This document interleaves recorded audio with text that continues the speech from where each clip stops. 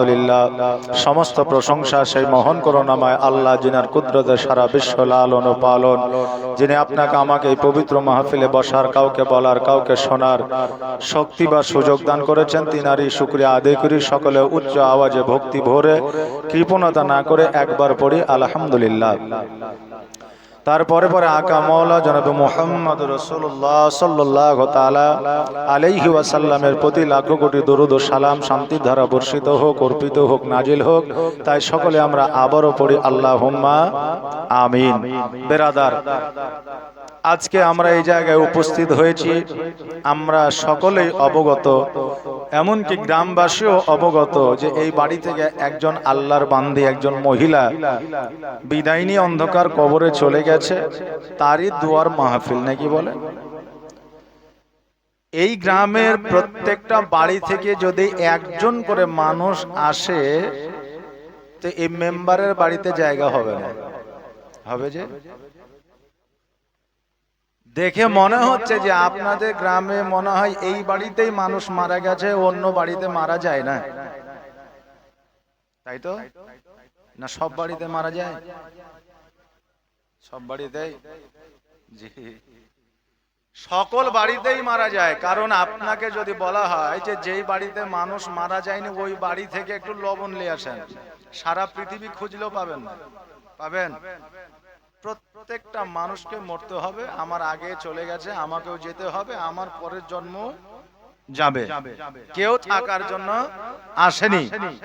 তবে গ্রামের মানুষের কাছে রিকোয়েস্ট যে আরামের বিছানা আগামী কালকেও পাবেন, এই রাত্রি আগামী কালকেও পাওয়া যাবে। কিন্তু এই যে এই রাত্রিটা আপনি পেয়েছেন, এই যে মাহফিলটা আপনি পেয়েছেন, আগামী কালকে পাওয়া যাবে না। হায়াত মহতের ব্যাপার সেটা আলাদা। আমার তো সেকেন্ডের বিশ্বাস নাই, আপনারও নাই। আমি এখন বাদ দিয়ে এখন ওয়াজ করতে করতে মারা যেতে পারি নাকি বলে। কিন্তু এই মাহফিল, রসুলের মাহফিল আগামী কালকে পাবেন এর কোনো গ্যারান্টি নাই। যদিও পেতে পারেন, অন্য মাহফিল পাবেন, কিন্তু এই মাহফিলটা আর পাবেন না। তো দেখা গেল যে আল্লাহ তাবারাক তাআলা এই মাহফিলে কারো হয়তো ওসিলাতে এই মাহফিলটা কবুল করে নিয়েছেন, তাহলে সকলের দোয়া কবুল হয়ে গেল। আর কালকে হয়তো দেখা গেল যে মাহফিলের দোয়া কবুল হয়নি, তাহলে আপনারও হবে না। অতএব রসুলের মাহফিল যদি হয় প্রত্যেককে যেতে হবে। কারণ এই রাসূলের মাহফিলটাকে জগতের সামান্য মাহফিল বলা হয়নি, এই জায়গাটাকে জান্নাতুল বাগিচা বলা হয়েছে। জোরে বলেন সুবহানাল্লাহ। তা আমরা এই জায়গায় বসে আছি, আমরা জান্নাতের বাগিচায় বসে আছি, আমরা জান্নাতের ছায়াতলে বসে আছি, আমরা জান্নাতুল ফেরদাউসে বসে আছি। জি, আমরা জান্নাতুল ফেরদাউসে বসে আছি। মানুষ লক্ষ লক্ষ টাকা খরচ করে আপনার জান্নাত নেওয়ার জন্য কতই না কিছু করছে নাকি বলে।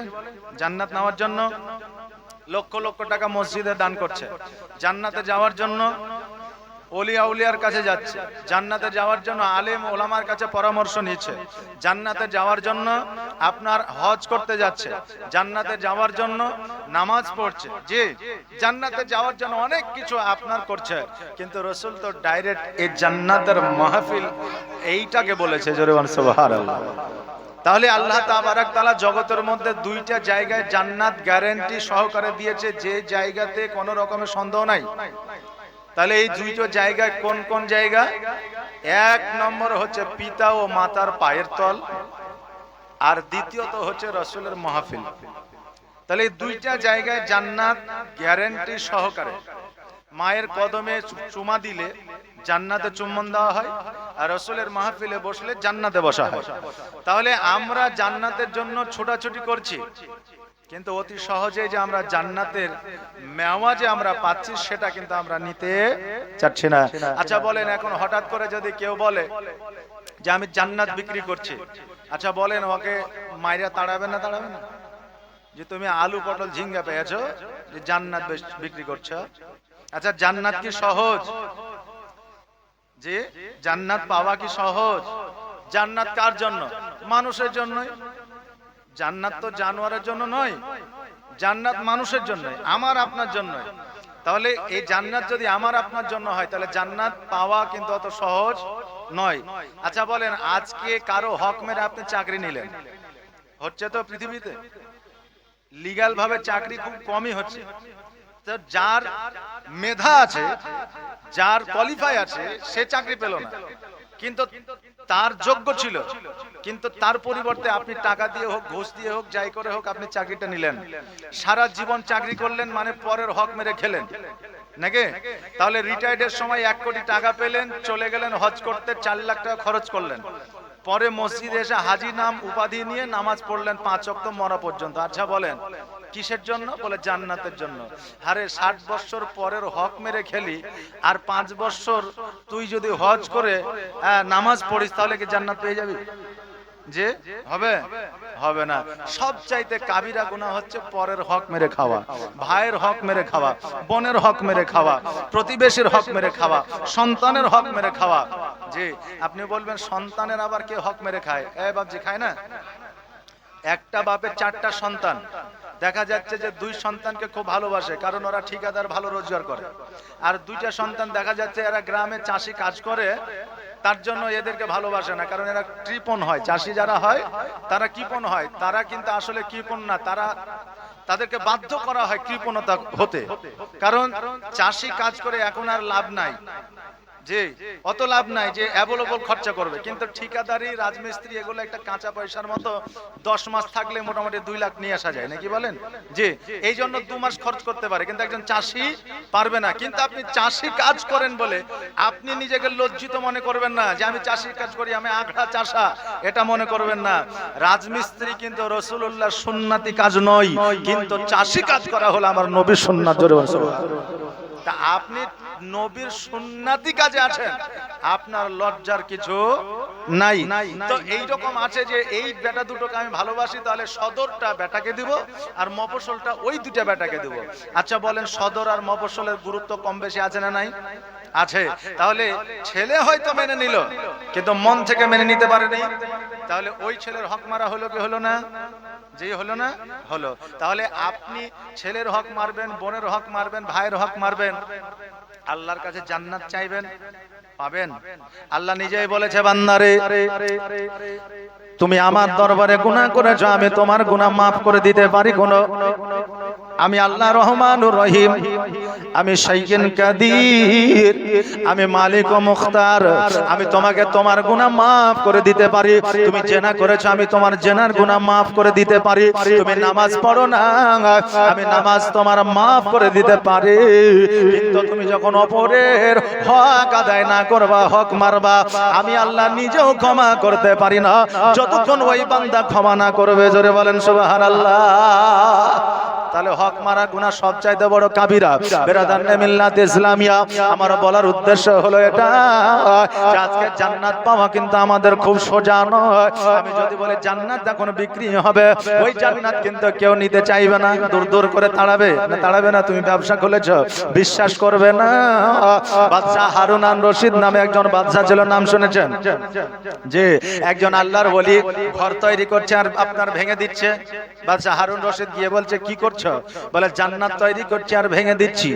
এবার বলতেছে বাদশা হারুন আন রশিদের বিবি বলতেছে, তাহলে এই জান্নাত তুমি বিক্রি করবে? বলে হ্যাঁ। কত টাকা নিবে? বলে 5 টাকা। এবার বেরাদার, এবার 5 টাকা দিয়ে জান্নাত ক্রয় করে নিয়েছে। এইদিকে কম্পিটিশনে আপনার ইবাদত করতেন স্বামী আর স্ত্রী। স্বামী আর স্ত্রী কাকে বলে? শুধু ভাত রান্না করে দিবে আর স্বামী খাবে, ওটাই কি স্বামী স্ত্রী?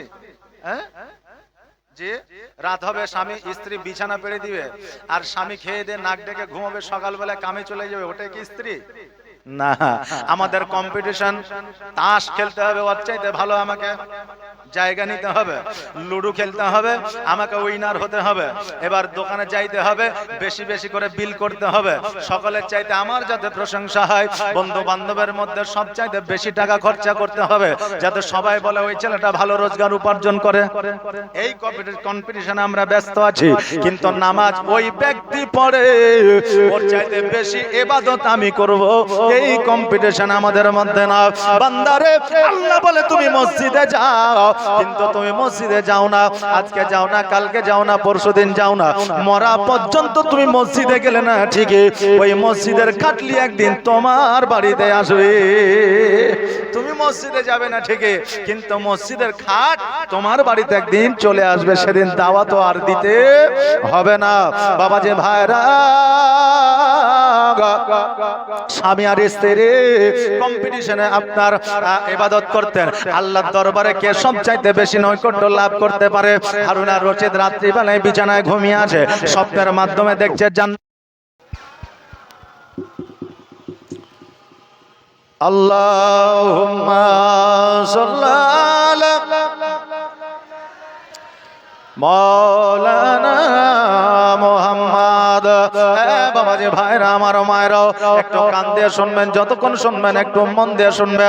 আমার হারুন আর রশিদ স্বপ্নের মাধ্যমে দেখতে আছে রাত্রি বেলায় জান্নাতের মধ্যে একটা ঘর অতি সুন্দর করে তৈরি করা আছে।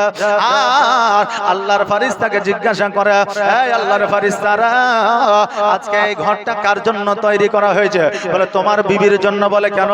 বলে রাস্তার মধ্যে জান্নাত 5টা টাকার বিনিময়ে কিনে নিয়ে যায়। সকাল বেলায় স্বামী বাড়িতে আসিয়া বিবিকে জিজ্ঞাসা করছে, বিবি রে, তুমি জান্নাত কার কাছ থেকে কিনেছো? বলে একটা বাচ্চার কাছ থেকে কিনেছি। বলে কোথায়? চলো। এবার বেরাদার হারুন আর রশিদ চলে গেল। যাওয়ার পরে বলে, বাচ্চা, আজকে তুমি 5 টাকার বিনিময়ে নাকি জান্নাত বিক্রি করেছো। বলে শোনো গো, আগামী কালকে তোমার বিবি বিশ্বাস করে জান্নাত কিনেছিল, এই জন্য 5 টাকায় দিয়েছিলাম। আজকে তুমি জানার পরে জান্নাত কিনতে আছো, তোমার সারা রাজ প্রসাদ দিতে হবে, তবে আমি জান্নাত বিক্রি করব। হারুন আর রশিদ বিবির কাছে আসিয়া বলতেছে, বিবি রে, আমার তো সারা রাত প্রসাদ চাইছে, কি করব?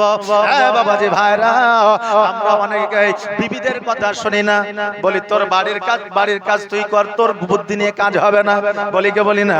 অনেকে বিবির কথা শোনে না, কিন্তু আমার নবী বলেছে, যখন কোনো ব্যবসা করতে যাবে, বাণিজ্য করতে যাবে, যখন নতুন কোনো কাজ করতে যাবে, বিবির কথা শুনবে। কারণ আমি নবী, আমি নিজেই যখন যুদ্ধে যাইতাম তখন খাদিজার পরামর্শ নিয়ে যাইতাম। যেই দিন খাদিজার পরামর্শ নিতাম সেই দিনের যুদ্ধে জয়লাভ করতাম। জোরে বলেন সুবহানাল্লাহ। বিবিদের পরামর্শ নিবে, কারণ বিবিরা খারাপ পরামর্শ স্বামীদের দেবে না।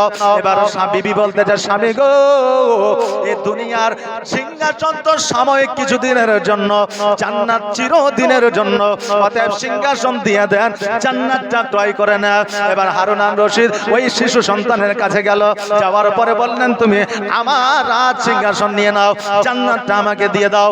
এবার বাচ্চা বলল, শোনো গো, এই রাজ সিংহাসন তোমার, জান্নাত তোমার। বলে কারণ বুঝলাম না। বলে আমি হলাম জিবরিল, আমি তোমাকে পরীক্ষা করার জন্য জগতের মধ্যে এসেছিলাম। জোরে বলেন সুবহানাল্লাহ।